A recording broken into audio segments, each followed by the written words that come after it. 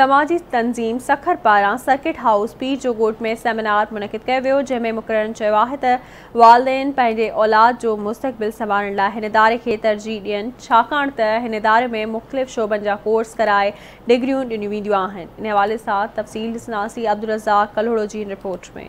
एजुकेरियर सिंध अल शफ़ा आइज़ ट्रस्ट सखर पारां सर्किट हाउस पीर जो गोट में शानदार सेमिनार मुनक़िद कयो वियो।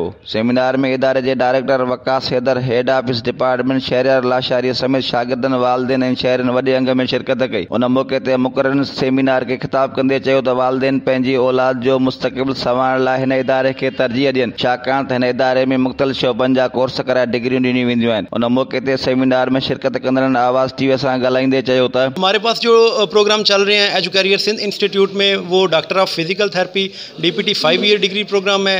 उसके अलावा BS ऑनर्स पब्लिक हेल्थ है और इंशाल्लाह हम BS ऑनर्स रेडियोलॉजी लॉन्च करने जा रहे हैं। उसके अलावा हमारे पास डिप्लोमा प्रोग्राम है जिनमें nursing assistant, operation theatre technician, liberty technician, medical imaging technician, medical emergency technician और उसके अलावा लिबर्टी टेक्नीशियन वगैरह मौजूद हैं।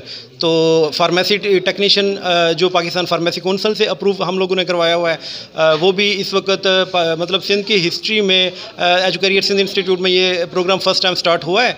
तो अल्हम्दुलिल्लाह 100+ जो सिंध के लोग हैं वो भी इसका फ़ायदा अभी उठा रहे हैं। पीर जो गोट के तलबा और तलबात के लिए बहुत अच्छा इनकाद किया गया, जिसमें एजुकेरियर सिंध इंस्टीट्यूट सखर की तरफ से लाए गए टीचर्स और उस्ताज़ा कराम ने कैरियर डेवलपमेंट, कैरियर इन्हांसमेंट के बारे में बताया और इंशाल्लाह ताला पीर जो गोट के स्टूडेंट्स को इससे बड़ा फ़ायदा होगा। ये तमाम हिकिड़ो सुठो प्रोग्राम आहे गरीब माण्हुनि जे लाइ, ऐं मां उन्हनि जे वालिदैन खे रिक्वेस्ट कंदुमि त उहो बि इन तरफ़ जेको आहे न ध्यानु ॾियनि ऐं इंशाल्लाह ताला ही प्रोग्राम वधि में वधि कामयाबु थींदो। एजुकेटर जे नाले सां इदारो आहे, इन में जेको आहे सो असां सिंध वासियुनि जे लाइ ख़ासि तौर ते सखर जी पसगिरदाई में जेके रहंदड़ माण्हू आहिनि उन्हनि जो लाइ फ़ाइदो आहे त उहे ॿार जेके आहिनि जेके MBBS ताईं नथा पुॼी सघनि त यानी मेडिकल जे एतबार सां मुख़्तलिफ़ ॿियूं डिग्रियूं जेके आहिनि हासिलु करे सघनि। साईं जेको असांजो इदारो आहे एजुकेरियर सिंध इंस्टीट्यूट, इहो पम्प्स वारनि सां रिलेटेड आहे। असांजी जेका डिग्री आहे